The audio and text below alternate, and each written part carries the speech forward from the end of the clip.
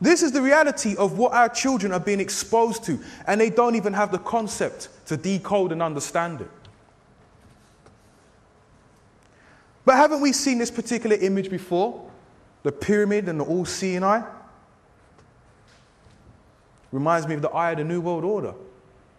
For those of you who are interested, inshallah ta'ala, I'm sure you could probably buy copies of my original documentary that I released some 10 years ago now, From the Shadows, Exposing the New World Order, if you want to know more about this particular aspect of my halakha. And here he is doing it again, so it's no mistake. The pyramid. Now, what's the connection between these two rappers, Jay-Z and Nas? Last year, Jay-Z released an album called Hip Hop Is Dead. Now, what's the religious connotations behind that?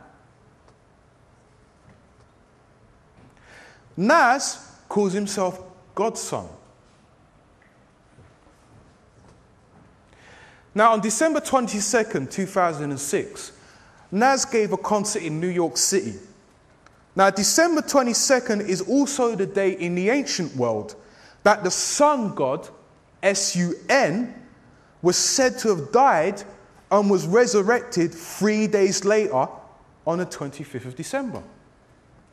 Now, in the Christian myth, Jesus, peace be upon him, is supposed to have died and been resurrected 3 days later. Now, remember, he's supposed to be the S-O-N God. Now, at the time, Isa ibn Maryam alayhi salam is meant to have been 33 years of age. The age of Nas when he released the album Hip Hop Is Dead, 33. So Hip Hop Is Dead is nothing more than a magical ritual that's being sold as entertainment. Hip hop, rap, has become the new religion. And what does Allah subhanahu wa ta'ala say? If anyone desires a deen, a religion other than Islam, never will it be accepted of him. And in the hereafter, he will be of those who are lost. Surah Imran, verse 85. So when you see these two together, the complex they have is God and God's son.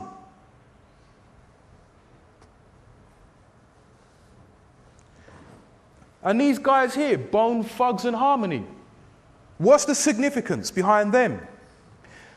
Their first record they ever released was called The Crossroads.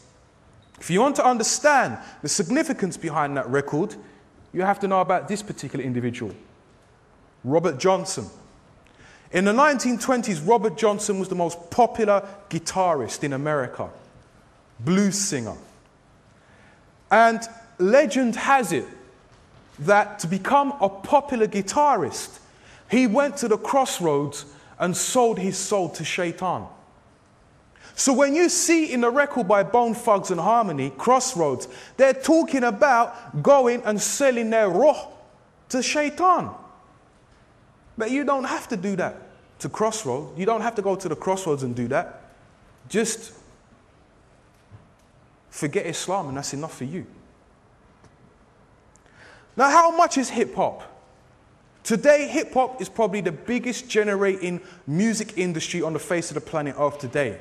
But what I want to look at is the cost that goes further than that, brothers and sisters.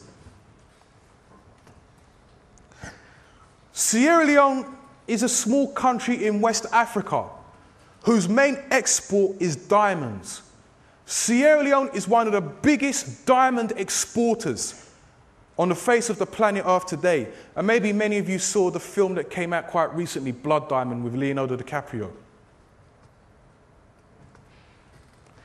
The statistics for Sierra Leone estimate a Muslim population that represents some 60% of the country. And during the early part of the millennium, Sierra Leone broke out into a civil war.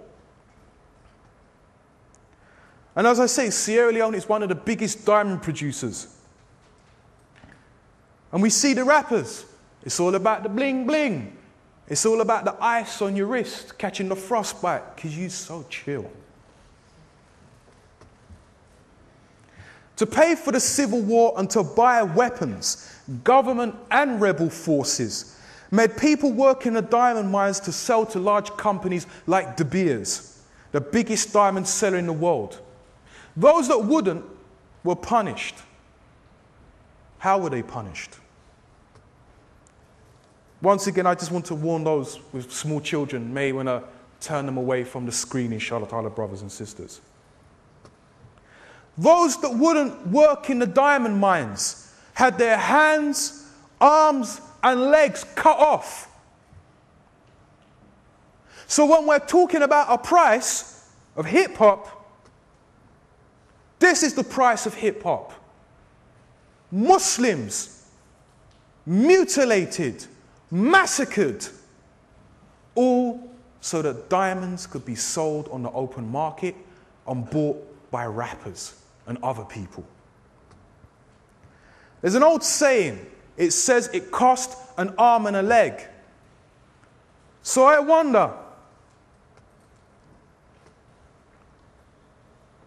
how many Muslims had to pay? And there were more victims of the civil war in Sierra Leone, the child soldiers. Ismail B was forced to work as a child soldier in Sierra Leone. He was brainwashed and addicted to amphetamines and a concoction of gunpowder and cocaine called Brown Brown. He was constantly exposed to violent films, government propaganda, to make him an unthinking killing machine. And he says, and this is probably the most disturbing aspect, he says when he was involved in this, killing had become as easy as drinking water. Killing had become as easy as drinking water. So ask ourselves, brothers and sisters, how many Muslims paid for P. Diddy's bling? Or his bling? Or her bling? How many of your Muslim brothers and sisters are walking around today in Sierra Leone with no arms, no hands, no legs? All so some rapper can look good when he's on TV in his latest video. And we as Muslims are buying into it by buying their albums and feeding into it.